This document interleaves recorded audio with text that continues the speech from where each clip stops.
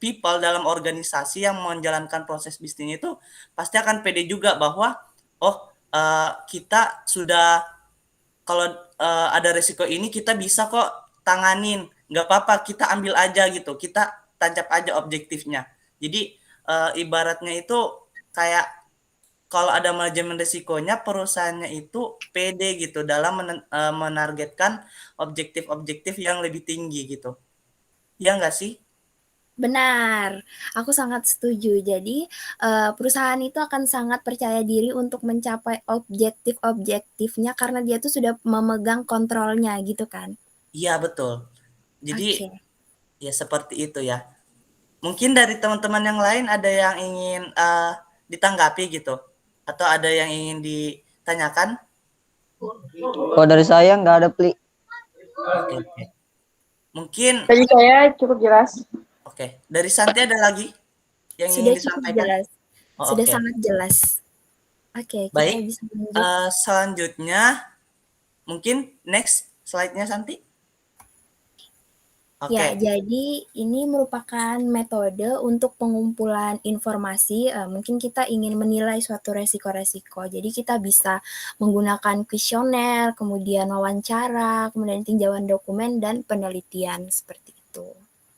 Jadi kalau untuk kuesioner ini ya, mungkin sudah sangat familiar ya kita dengar, kita menyebarkan kuesioner, kemudian kita akan mendapatkan timbal balik dari si pengisi, seperti itu. Oke, mungkin untuk yang ini cukup mudah dipahami ya teman-teman, jadi kita bisa lanjut ke materi selanjutnya.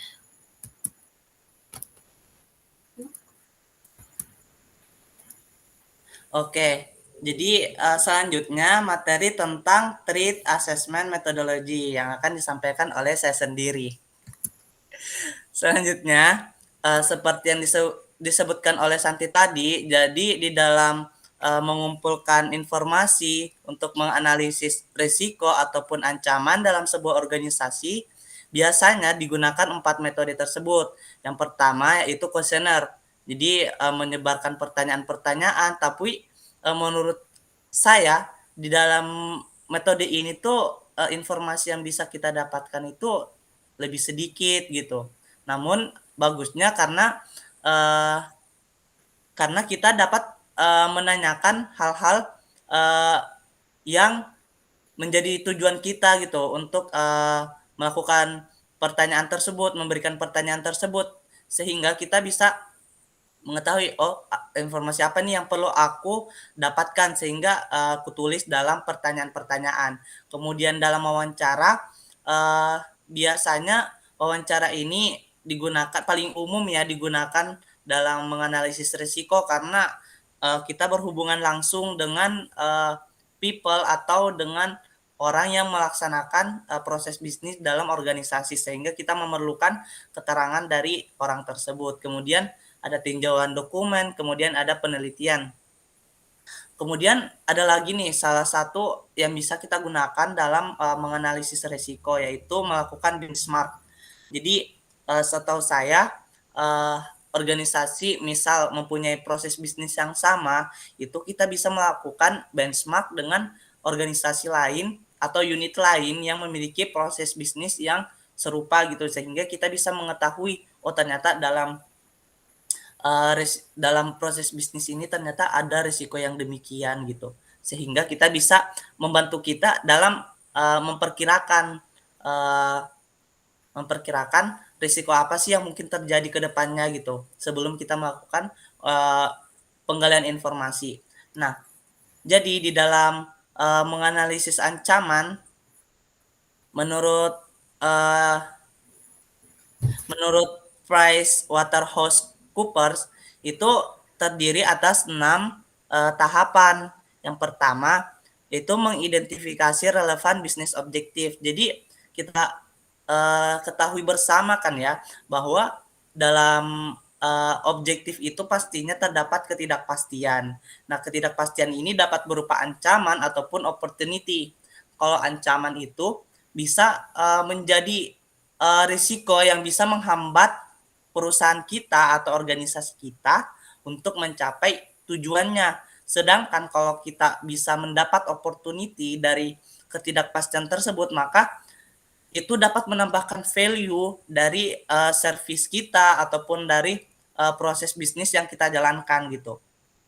Jadi itulah mengapa pada tahap dasar itu kita perlu mengetahui identifikasi relevan bisnis objektif gitu. Jadi supaya kita ada gambaran itu untuk memperkirakan risiko apa sih yang mungkin terjadi gitu ke depannya.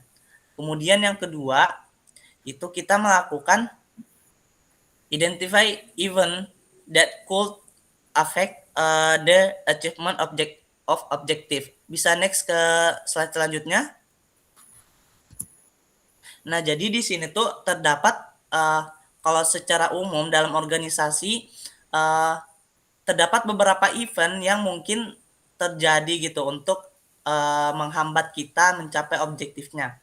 Jadi ada beberapa faktor dibagi atas dua. Yang pertama itu eksternal. Nah, dalam faktor eksternal ini itu adalah faktor yang berasal dari luar perusahaan atau organisasi kita, misalnya faktor ekonomi. Faktor ekonomi ini bisa dipengaruhi oleh macam-macam gitu, misalnya financial market gitu, kemudian unemployment, kemudian ada merger acquisition, kemudian ada competition, karena di dalam persaingan bisnis atau persaingan ekonomi di luar, pasar kan sangat fluktuatif, sehingga kita sebagai orang yang menjalankan proses bisnis dalam organisasi harus mengetahui risiko-risiko dari fluktuatifnya kemampuan ekonomi di luar, sehingga kita bisa survive gitu, usaha kita bisa survive dalam menghadapi persaingan perekonomian, baik itu secara lokal, global, dan lain-lain gitu. Apalagi dalam kasus pandemi sekarang ini kan daya beli masyarakat itu turun, sehingga itu menjadi suatu risiko yang sangat besar yang dapat mempengaruhi finansial dari marketnya, yang mempengaruhi income dari perusahaan kita gitu. Kemudian yang kedua ada natural environment. Jadi natural environment ini seperti financial viability, kemudian service level agreement, kemudian ada quality of execution. Jadi lingkungan yang sekitar ini mempengaruhi juga dari risiko yang ada dalam organisasi kita. Misalnya kita membutuhkan supplier, nah kan itu berasal dari eksternal. Nah, supplier ini menjadi salah satu risiko dalam organisasi kita karena akan memainkan peran dalam rantai pasok gitu, dalam memasok kebutuhan organisasi kita yang tidak dapat kita sediakan sendiri, misalnya dalam perusahaan IT. Nah, biasanya kan IT juga menggunakan layanan, misalnya dalam menganalisis kinerja perusahaannya kan biasanya menggunakan service provider business intelligence, misalnya dari Tableau atau Power BI. Nah kan itu secara tidak langsung akan mempengaruhi jika layanannya itu terganggu. Makanya biasanya untuk berkaitan dengan outsource ataupun dengan vendor itu menggunakan diatur dalam service level agreement gitu, supaya perusahaan itu bisa aware dengan risiko-risiko yang mungkin terjadi untuk perusahaan kita. Kemudian yang ketiga adalah politikal. Kenapa politikal ini penting? Karena hidup dalam negara yang demokrasi, semua negara pasti politik sangat berpengaruh dalam segala aspek dalam proses bisnis dalam organisasi. Misalnya ada regulasi. Nah, misalnya kalau seumpama perusahaan kita bertentangan dengan regulasi, otomatis perusahaan kita tidak dapat melakukan proses bisnisnya, akan terhenti gitu. Makanya kita harus tunduk kepada compliance atau legal yang ditetapkan oleh politik di negara tersebut.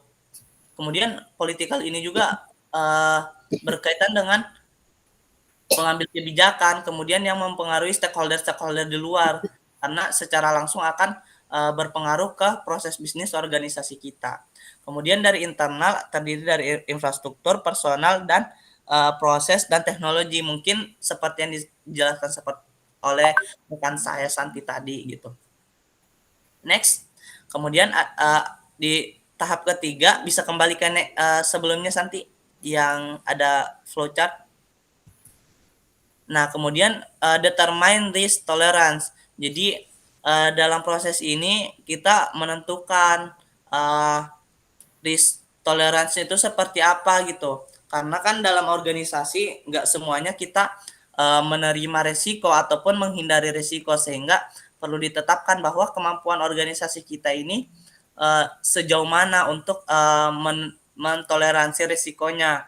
Jika risikonya itu dianggap terlalu besar dan dapat merugikan ataupun menghambat objektif perusahaan yang berpengaruh ke strategi perusahaan, maka itu harus dihindari gitu. Sehingga dalam proses ini kita mendeskripsikan likelihood dan impact dari organisasi.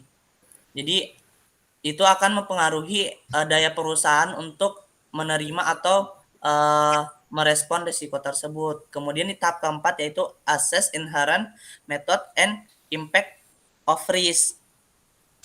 Nah, pada tahap ini dilaksanakan untuk penilaian risiko. Kemudian tahap kelima yaitu evaluate the portfolio of risk and determine risk response. Jadi dari penilaian risiko ditentukan risk response yang akan diambil oleh organisasi. Kemudian yang terakhir yaitu assess residual likelihood and impact of risk. Jadi setelah melakukan risk response akan dianalisis kembali residual risk dari risiko tersebut, apakah level risikonya itu masih tinggi atau sudah menurun dan dapat ditoleransi. Kemudian yang paling penting dalam tahap 4 ini yaitu assess inherent likelihood and impact risk. Jadi di dalam tahap ini dilakukan penganalisisan threat, ancaman dan vulnerability dalam risiko organisasi. Jadi di tahap ini ada identifikasi risk, kemudian develop assessment kriteria yang mungkin sama dengan tahap determine risk tolerance, kemudian ada assess risk, kemudian assess risk interaction, kemudian prioritize risk dan respond to risk. Next. Nah, di sini terdapat beberapa contoh likelihood dan impact dalam menilai risiko. Jadi bisa dilihat bahwa untuk likelihood-nya ini sebetulnya tidak ada patokan khusus gitu ya untuk menentukan likelihood. Nah, ini saya mengambil contoh dari NIST tentang penetapan kriteria likelihood dan impact-nya. Di sini kita lihat di likelihood-nya itu terdapat 6 kriteria. Yang pertama itu never, di mana itu itu kayak sangat jarang terjadi. Kemudian very infrequently, kemudian infrequently. Nah, sampai ke 6 itu konstan, di mana risiko itu tersebut dapat terjadi secara berulang-ulang gitu dalam waktu yang periode yang singkat. Kemudian dari impact-nya itu ada 6 juga, extremely high, kemudian very high, high, low, dan very low, dan extreme low. Kemudian untuk dari segi vulnerability atau likelihood levelnya itu terdiri atas high, medium, dan low, di mana kalau high itu sangat rentan, kemudian medium dan low